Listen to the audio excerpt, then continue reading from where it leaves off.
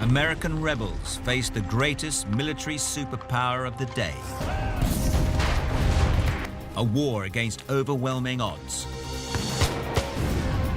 To defeat the British, they need secret intelligence.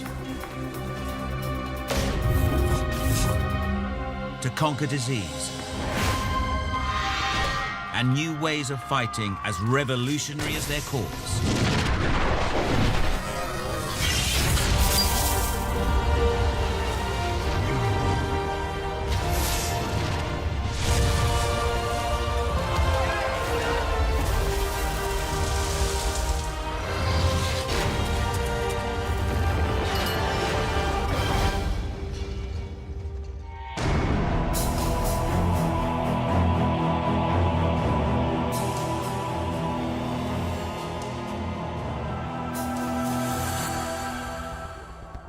New York City, gateway to North America.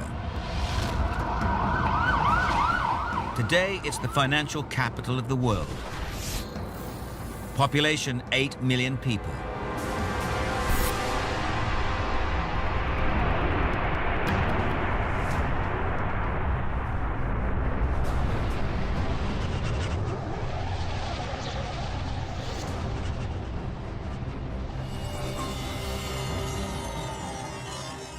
In June 1776, this is a city of just 20,000.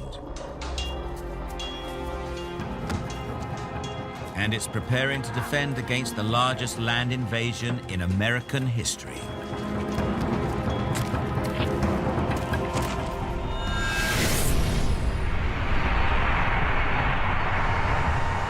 Five kilometers north of Wall Street, where 23rd Street crosses Lexington Avenue today. The rebels dig in to defend New York at Kips Bay. Commander-in-Chief of the rebel army is General George Washington. He has already driven the British out of Boston. A surprise victory against superior forces. But no one doubts the British will be back.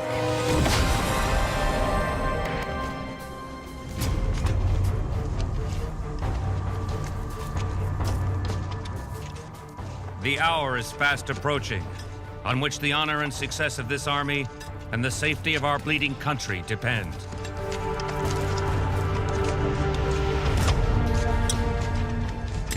Joseph Plum Martin was inspired to fight under Washington's command. He enlisted at just 15. A farm boy, he's joined thousands of untrained volunteers. Our Revolutionary Army was quite something. It was in a nation that wasn't really a nation yet, just starting out. And we took on the greatest superpower of the time. Washington's inexperienced recruits are about to face the best equipped and most powerful fighting force in the world.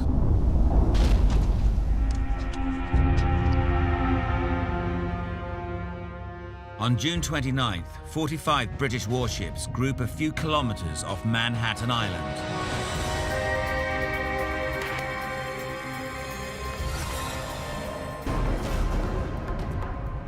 These ships are the greatest war machines of their day.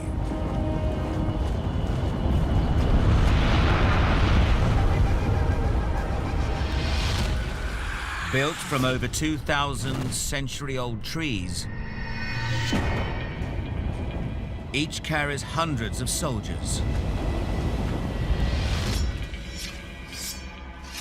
They're armed with up to 64 heavy cannons. Capable of hurling a cannonball to a target nearly 2 kilometers away.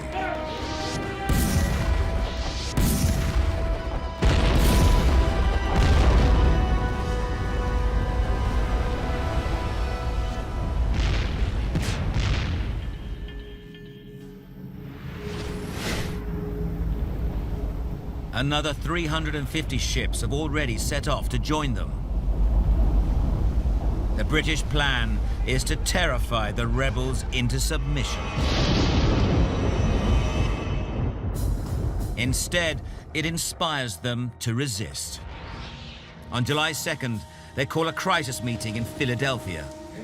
50 delegates from the 13 colonies hold an emergency session of their newly formed assembly, the Continental Congress. Delegates include radicals like Ben Franklin, Thomas Jefferson, and John Adams. They debate nothing less than high treason, total independence from Britain. The penalty is death. They're in the midst of a revolution. The most complete in the history of the world. It's the birth of American democracy. We have to expect a great expanse of blood to obtain it. Some delegates don't believe the rebels stand a chance. We are about to brave the storm in a skiff made of paper.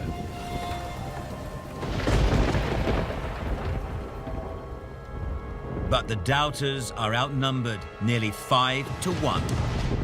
On July 4th, 1776, the delegates ratify a document that will change the world.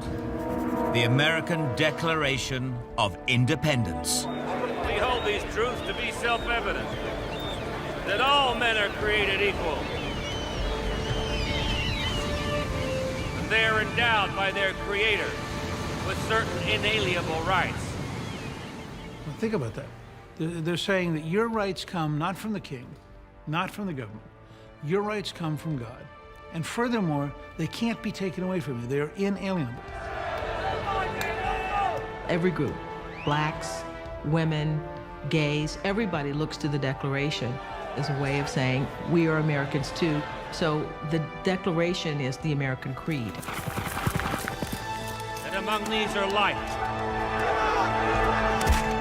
liberty, and the pursuit of happiness. You cannot help but be stirred when you read those words. And you feel the excitement of being on the cusp of something so profound. We can be free.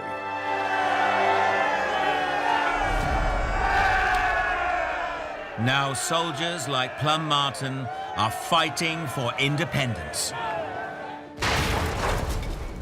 On July 12th, 2 British warships opened fire on New York City.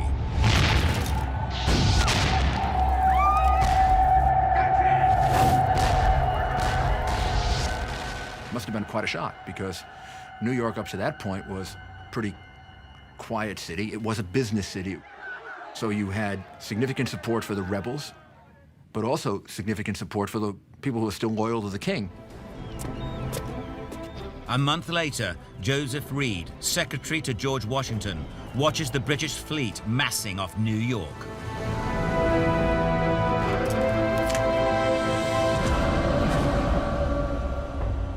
Over 400 ships, the largest British naval task force until D-Day.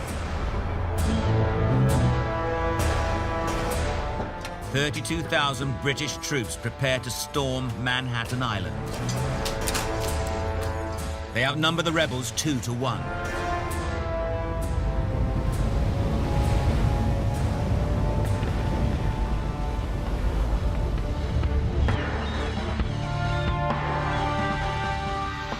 Reed is awestruck. When I look down and see the prodigious fleet they have collected, I cannot help being astonished that a people should come 3,000 miles at such risk, trouble, and expense to rob, plunder, and destroy another people because they will not lay their lives and fortune at their feet. New York City won't experience another attack like it until September the 11th, 2001.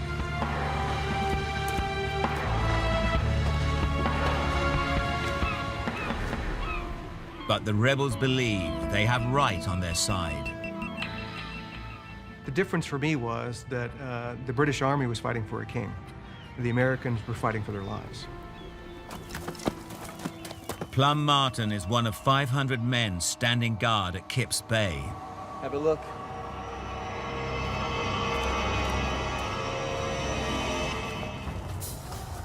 The first thing that saluted our eyes was all 4 ships at anchor, within musket shot of us. The Phoenix. I could read her name as distinctly as though I was directly underneath her stern.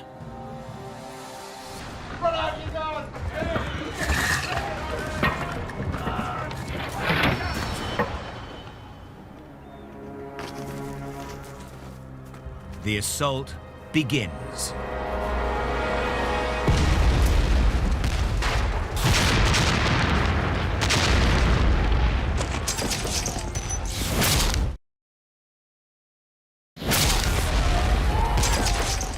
September 1776. New York City is under fire.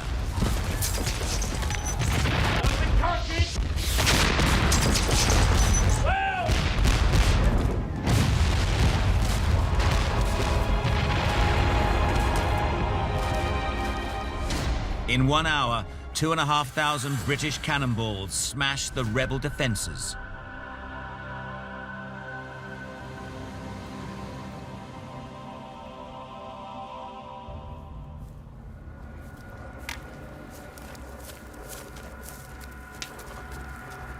"4,000 British troops storm Manhattan. A British redcoat has on average 6 times more combat experience than a rebel recruit.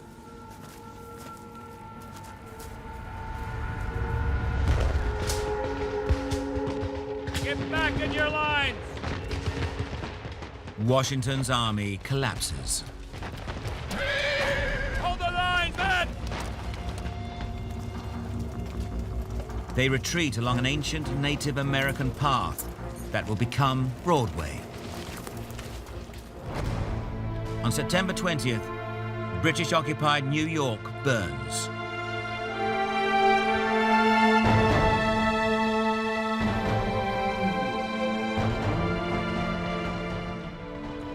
No one knows who starts the fire, but over 2 days, it destroys a quarter of the city.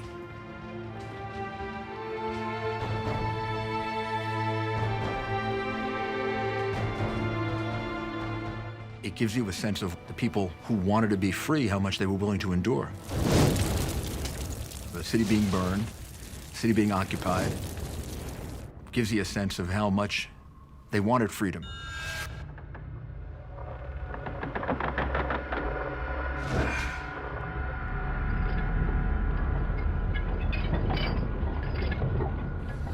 Thousands of rebel prisoners of war are thrown into prison ships in New York Harbor.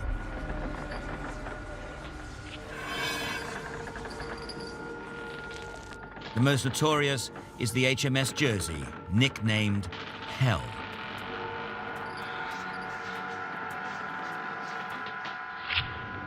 One escaped prisoner, Robert Sheffield, recorded his ordeal. The air was so foul that at times a lamp could not be kept burning, by reason of which the bodies were not missed until they had been dead 10 days. 9 in 10 prisoners die.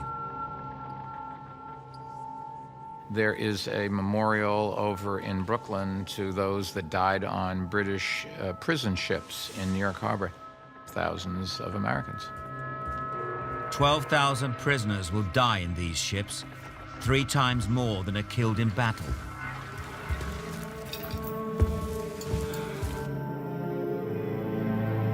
The loss of New York is Washington's first defeat as Commander-in-Chief.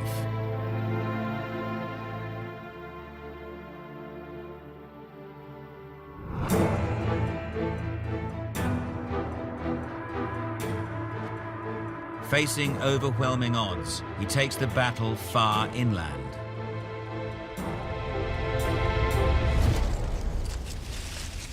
In doing so, he will revolutionize 18th century warfare with new weapons, new rules of engagement, and a new type of soldier.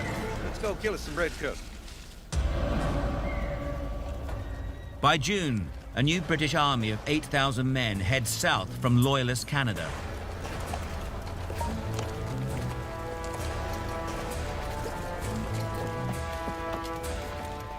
They're led by General John Burgoyne, one of the best cavalry officers in the British military.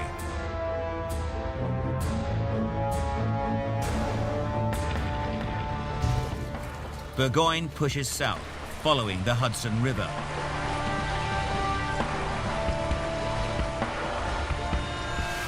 His army is like a mobile city. The Redcoats are accompanied by 2,000 women, including servants and wives.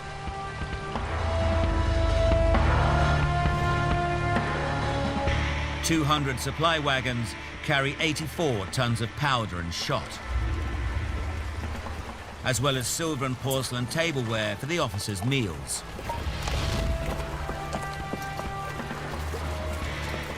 Burgoyne's plan is simple. He's traveling from St. John's in Canada, 270 kilometers south to Saratoga, deep in the interior of the New York colony. From here, he'll link up with the victorious British Army in New York City, cutting the colonies into two. But from the outset, Burgoyne's advance is fraught with difficulties. The problem is they're in what we might call a counterinsurgency kind of campaign, where their passage through the land and the offense that they give to farmers creates enemies wherever they go. Washington now turns to tactics almost unheard of in Europe: guerrilla warfare.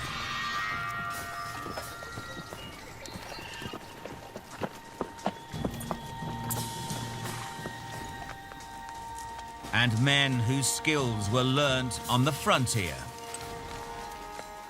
So this army came together, an army of militia, an army of woodsmen, an army of sharpshooters, and we didn't play by the rules. British redcoats are trained for open battlefields. Now they face rebel sharpshooters hidden in dense cover. Leading them is Daniel Morgan.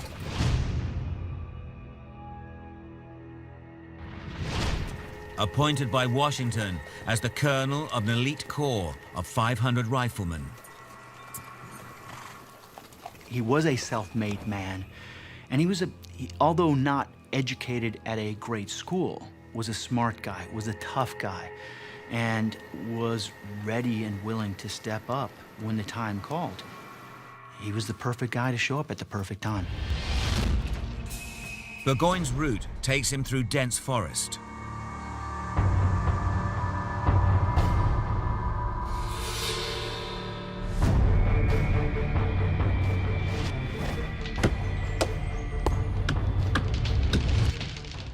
Trees, once intended to build British ships, now become rebel roadblocks.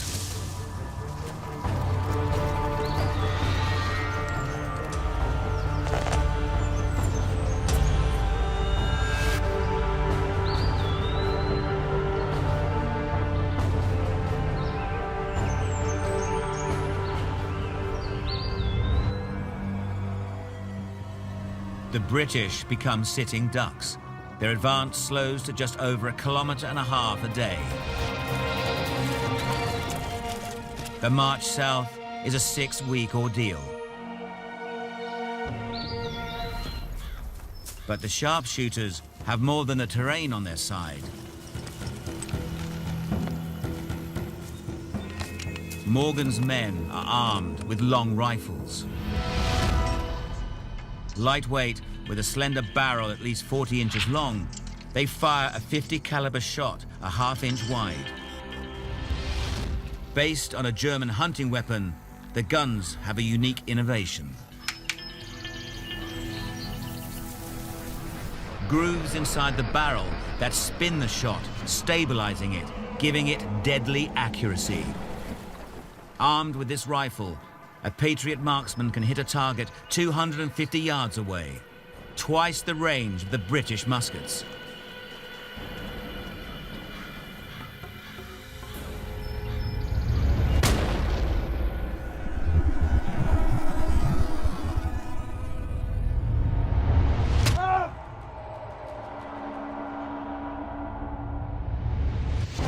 Morgan first takes out Burgoyne's Native American scouts. 400 have allied themselves with the British to preserve their ancestral lands. But Morgan and his men now use traditional Native American tactics against them. They attack by using speed, stealth, and surprise. After 3 months, all the scouts are either dead or have deserted. With them goes their knowledge of the terrain. The rebels now train their sights on new targets, adopting tactics that will rewrite the rules of war.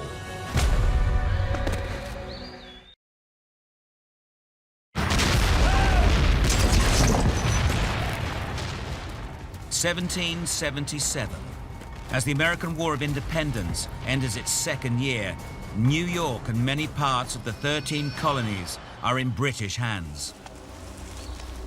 Driven into the wilderness, the rebels now target General John Burgoyne's army.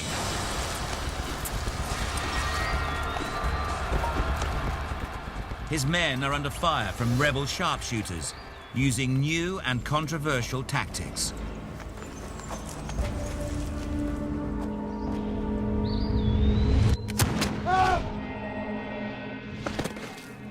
The two armies meet near Saratoga. Here, the rebels break the rules of 18th century warfare and start targeting British officers. The plan, leave the foot soldiers leaderless. Your officers tended to be your most educated guy. They understood the communication line. They understood exactly what the orders were. They were the source of trying to get something done on a battle space. In Britain's 53rd Regiment, all but one of its 11 officers are killed or wounded.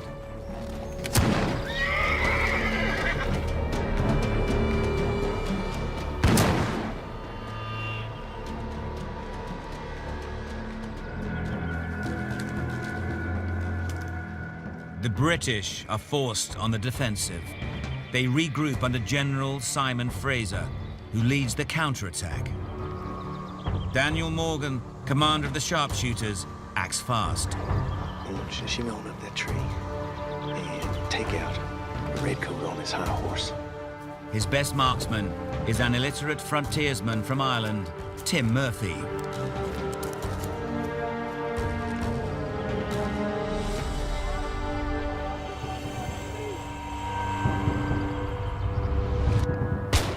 His first shot misses. This left. The second skims Fraser's horse. Too high. Reload. Come on. Take him out.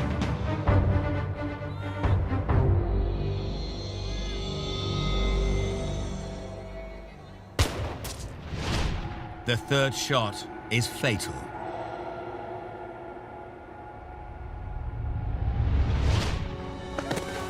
You could argue that whoever fired the bullet that took out Simon Fraser did as much as any founding father to establish American independence. Without leadership, the British lose 1,000 men. Twice as many as the rebels.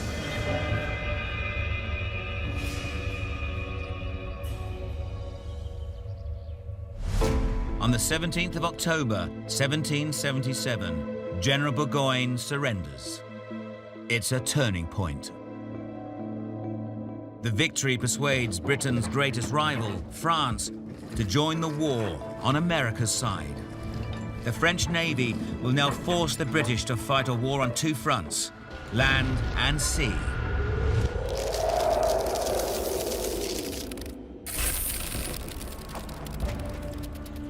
But as winter closes in, Washington's army must face its greatest challenge at a place called Valley Forge in Pennsylvania.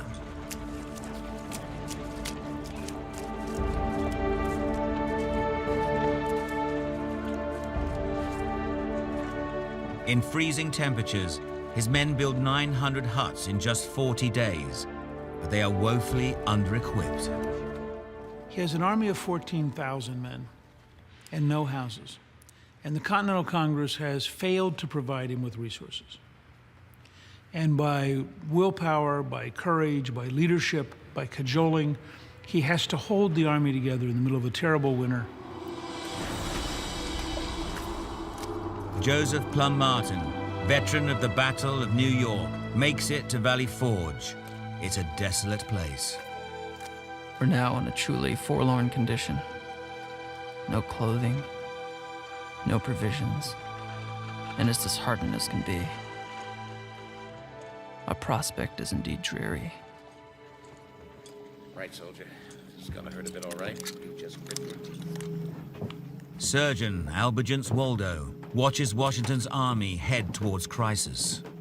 The army, which has been surprisingly healthy, now begins to grow sickly from the fatigues they have suffered from this campaign. If we don't keep this clean, we're going to be right back in here. A fifth of the soldiers have no shoes.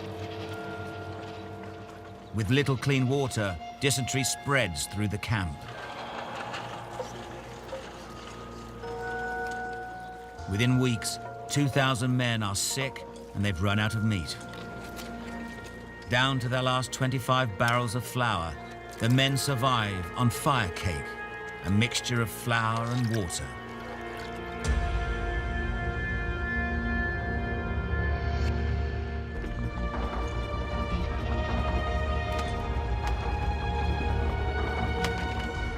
As many as 60% of recruits are convicts, freed slaves, and immigrants. Keeping this unruly army together becomes the defining test of Washington's leadership. What he had was a confidence that if you want freedom, this is what it's going to take. It's going to take sacrifice. It's going to take blood. It's going to take cold winters at Valley Forge. It's going to take losses. General Washington, he was a great general to be able to uplift his army during Valley Forge during that winter and still be able to fight. I wish I would have been there. I wish I could have fought for him, because I damn sure would have. But Washington's army faces an enemy more lethal than the freezing cold or the British. Smallpox. The American Revolution coincides with the worst smallpox epidemic in US history. The deadly airborne virus spreads through the British prison ships. Isolated from the disease for generations, the American colonists have little resistance to it, and there's no cure. Victims break out in blisters and sores. The virus spreads through the blood, invading healthy cells which it kills, producing more of the virus in the process. 4 in 10 victims die.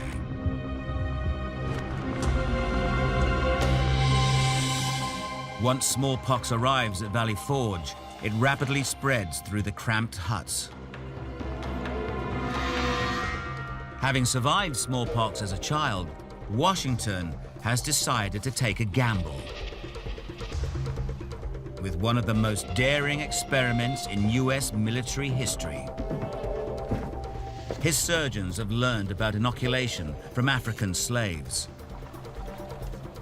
They harvest pus from a smallpox victim.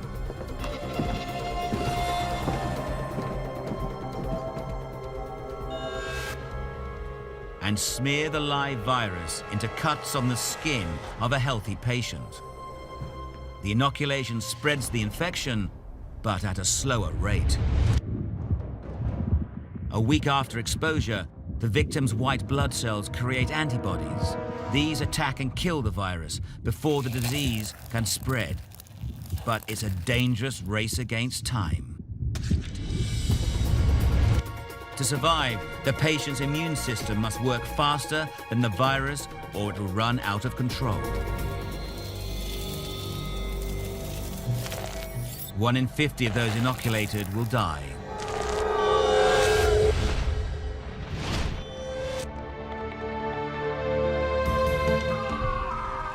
But for most, Washington's gamble pays off.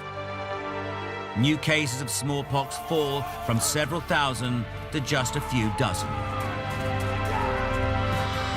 But to win the war against the British, Washington's inexperienced troops must be transformed into a genuine fighting machine.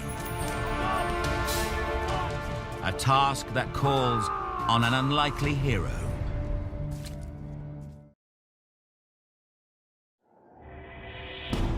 (1778). After surviving an outbreak of smallpox at Valley Forge, the American rebel army welcomes a new recruit. Washington hopes he will change the course of the war. Baron von Steuben is an ex-Prussian army officer, an elite soldier whose career is said to have been ruined by his homosexuality.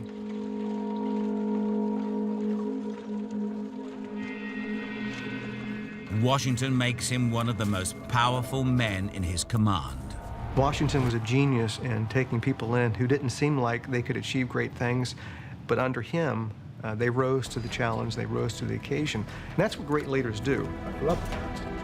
Von Steuben's task: reinvent the demoralized rebel army so they can take on the British in open battle. Our arms are in horrible condition, covered with rust. Our men are literally naked, some to the fullest extent of the word. Von Steuben starts by drilling discipline into Washington's recruits. He finds the men unlike any he has trained before. The genius of this nation is not in the least to be compared with that of the Prussians or Austrians or French. You say to your soldier, do this, and he does it.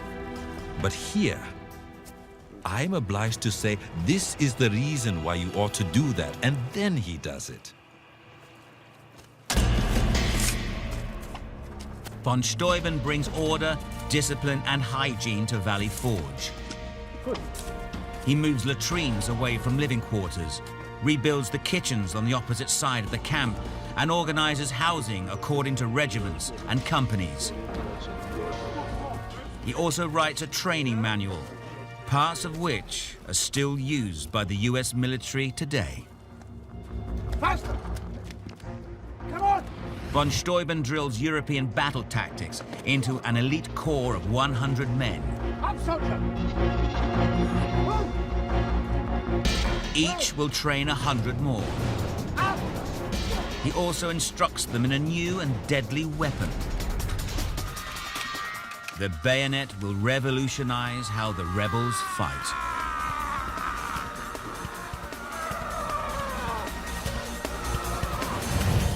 Simply adding a dagger to a rifle makes close hand-to-hand combat possible without reloading. But perhaps most important of all, von Steuben inspires the rebels with a new spirit. You know, we can talk about weapons and how certain weapons change the face of warfare, which is absolutely true. But the greatest weapon that you could ever have is right up here. Men like Plum Martin will leave Valley Forge highly skilled killers. While they retrain, another secret war has been raging in British-occupied New York. Here, a network of spies has been busy passing information to the rebels. Their leader is George Washington himself. A man who's come down to us in history as someone who is incapable of telling a lie, succeeds as a commander in no small measure because of his capacity for deception. A British general will later claim that Washington did not outfight his enemies, but outspy them. This secret war comes to a head when the rebels' French allies sail toward disaster.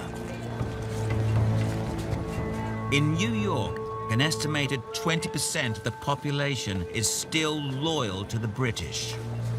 The price of goods are up 800%. One young woman in 5 is a prostitute. To the British, New York merchant Robert Townsend is a loyalist. A member of the Loyalist militia, he writes for the Loyalist press. But to Washington's spy network, his code name is Culper Jr.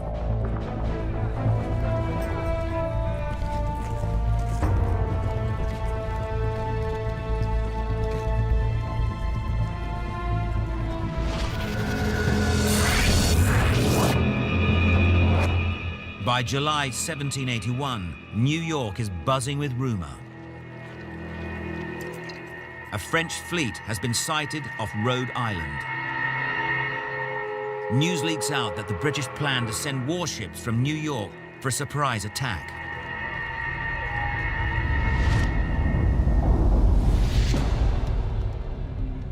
Culper must get word to Washington to somehow stop the British fleet. The spies use invisible ink, an advanced formula unknown to the British. Made from gallic acid, it only reveals its contents when the paper is brushed with iron sulfate.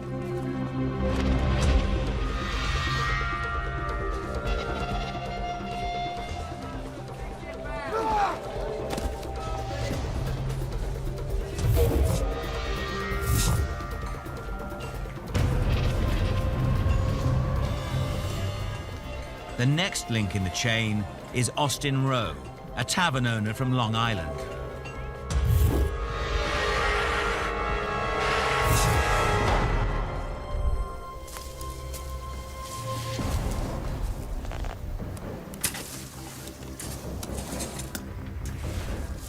His contact, Abraham Woodall, picks up the message and buries it at a secret drop.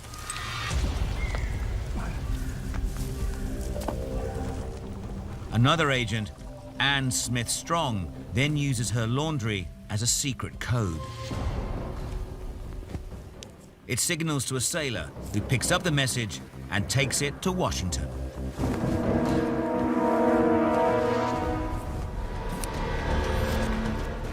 Washington responds by moving troops towards New York, threatening the city and forcing the British fleet to stay put in New York Harbor. The French fleet sails out of danger to play a critical role in the next stage of the war. Now backed by French naval power, Washington's army is finally ready to face the British on the open battlefield.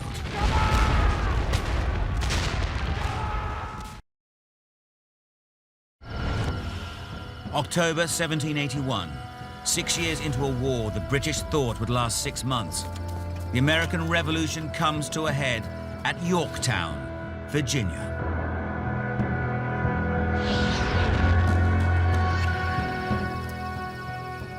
In trenches around the fortified city, Plum Martin, now a sergeant, waits with 8,000 other rebel soldiers for the signal to attack. Washington's army has reinvented itself. With sharpshooters, with training, discipline, and new weapons. And with a spy network that has saved the French fleet, giving the rebels dominance at sea. What remains of the British Army is under siege in Yorktown. Trapped in the city, the Redcoats wait for reinforcements. But back in Britain, the war is unpopular and costing far too much money. This is a case of hanging on in the face of the British actions long enough to where the British literally would grow weary of this and realize that it was endless. This is Washington's chance to end the war with one decisive blow. He committed to this idea of being able to stand on your own. See, America is a dream, and the only way to go get that dream is to show up and bring your very best to that moment and not stop until you bring that dream into existence. Plum Martin is to be one of the first over the top. Godspeed.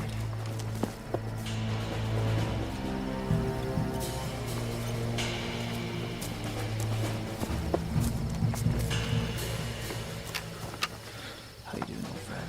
Good. How are you?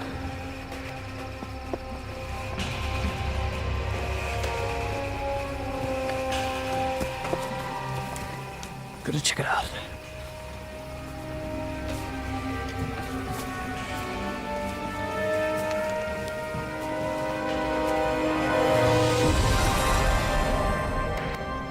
Behind Yorktown's defenses, 9,000 battle-hardened British troops are waiting.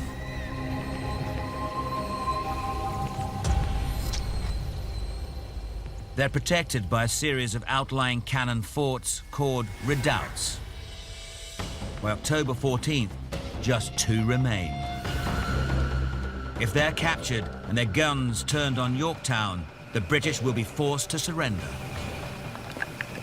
Listen, look over there. It's time.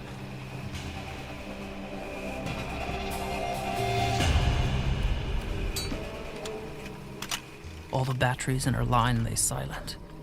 We lay anxiously waiting for the signal.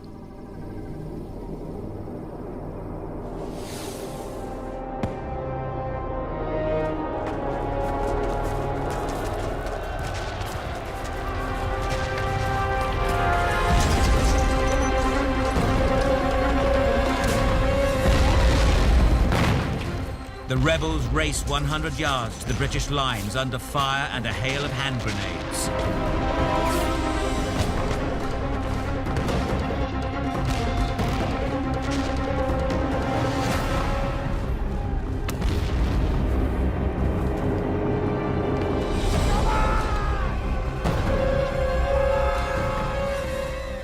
A force of 400 breaks through and storms the British fort. Fighting in close combat with bayonets, they beat the Redcoats back.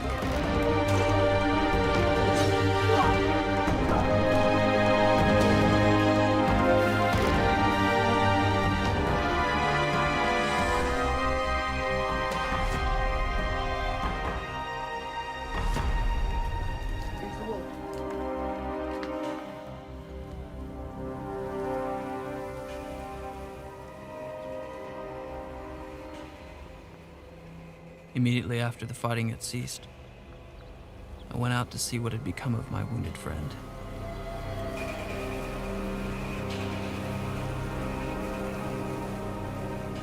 He was dead.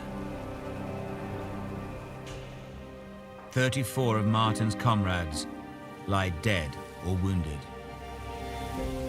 But they breached Yorktown's defenses.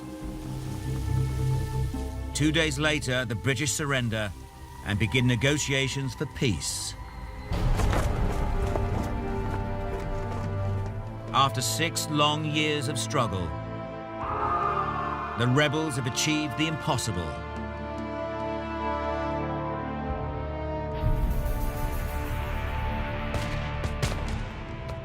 The United States is the only country to win independence from the British in war.